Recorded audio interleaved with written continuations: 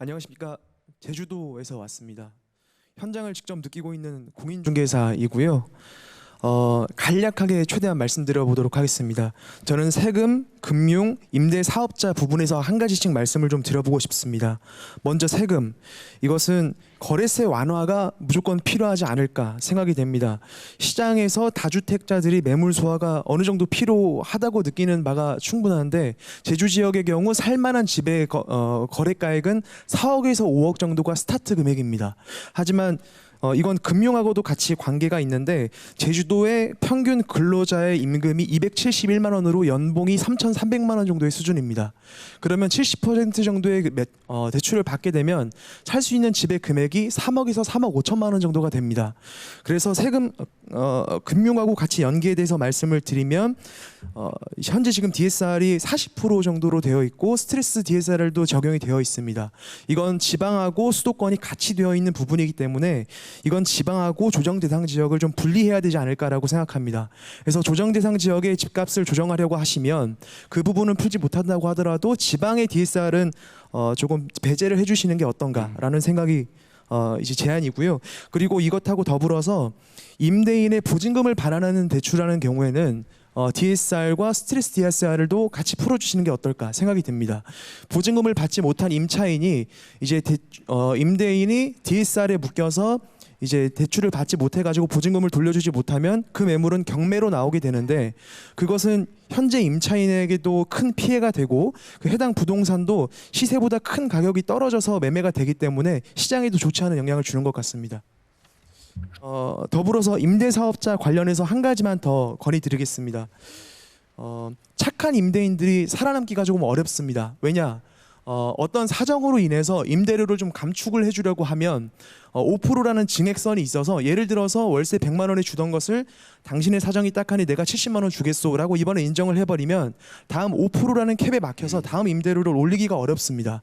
시장가액을 받기가 어렵기 때문에, 예를 들어서 다가구 원투룸의 경우 원래 100만 원이 받다가 70만 원 정도 낮춰주었다. 그러면 다시 캡을 70만 원에서 5%가 아니라 원래 받던 금액인 100만 원 혹은 시장가액 정도로 그 기준을 삼는 게 어떤가 제안드립니다. 감사합니다.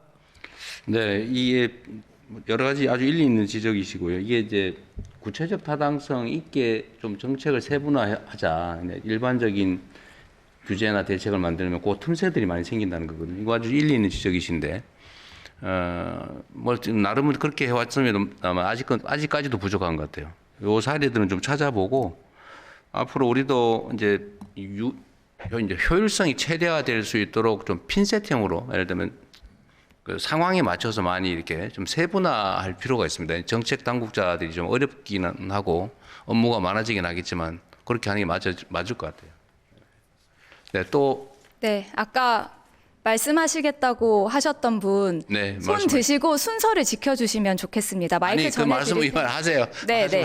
마이크 전해 드릴 테니까 네, 소개해 주시고 발언 간략하게 부탁드립니다. 좀 무례하게 대통령께서 괜찮아요. 계신데 네. 말씀해서 죄송합니다. 저는 고종환 한국자산관리연구원장 겸 한양대 부동산 대학원 네. 특임 교수로 있고요. 우리 이억원 위원장님 계십니다만 현재 금융위의 금융심의 발전을 하고 있습니다. 세 가지만 좀 꼭 말씀드리려고, 이 기회가 아니면 또 대통령님도 오래간만에 뵙는 것 같고요. 예, 우선 그 시장 흐름은 트리플 강세입니다. 월세, 전세, 매매가 오르는데 최근의 시장은 전세가 무섭게 오릅니다. 이거는 공급 부족이 가장 큰 원인이다라는 걸 말해주고 있고, 이대로 가다간 자칫하면 3, 4년 집값이 미친 집값, 미친 전세 이런 것들이 재현될 수 있는 우려가 있어서 이 자리는 잘 마련하신 것 같습니다. 대통령 말씀에 100% 공감을 하고요. 두 번째는 그럼 왜 이렇게 공급이 허들이 생겼나, 네 가지 이유를 짧게 대안 위주로 하겠습니다. 첫 번째는 그동안 3년 전에 아까 대통령께서 왜 2022년 이후에 공급이 이렇게 줄었는가, 거기에 대한 답이기도 한데, 첫 번째는 택지난이었습니다. 그러니까 서울은 땅이 없기 때문이고, 두 번째는 지난 정부가 상기 신도시 이런 거에 대해서 진척이 없었습니다. 그러니까 너무 공급 대책이, 오늘 김용덕 장관님 나와 계십니다만 좀 소홀히 했던 측면이 지금에 누적되어서 이런 문제를 가중시켰다. 뭐 전 정부를 탓하는 건 아닌데 정책의 요인도 있고 금리의 요인도 있고 지금 지적하고 싶은 게 공사비 급등이었습니다. 한마디로 얼마 전에 이제 구인철 부총님하고도 이 얘기를 잠깐 좀 나누었는데요. 어쨌든 공사비가 지난 5년간 2배 급등했습니다. 그런데 오늘 제가 드리고 싶은 말씀은 대안 위주로 하겠는데, 그래서 이제 고금리도 있고 PF 문제도 있고 정책 조율 문제가 있습니다. 그냥 대안 위주로 현실적으로 짧게 하겠습니다.